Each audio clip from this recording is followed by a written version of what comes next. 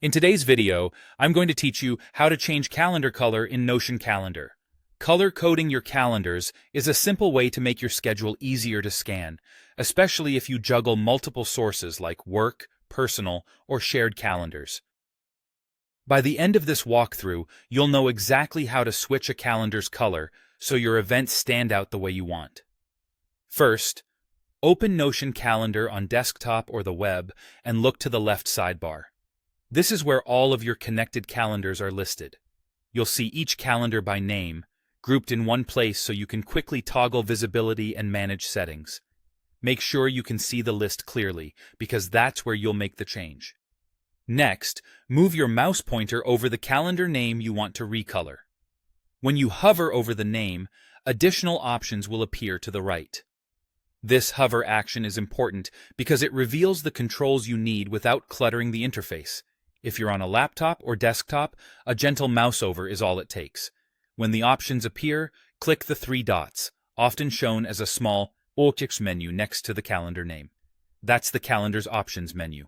This is where Notion groups simple customization tools so you can adjust appearance without digging into deeper settings. From the menu that opens, choose a new color from the list. You'll see a palette of options.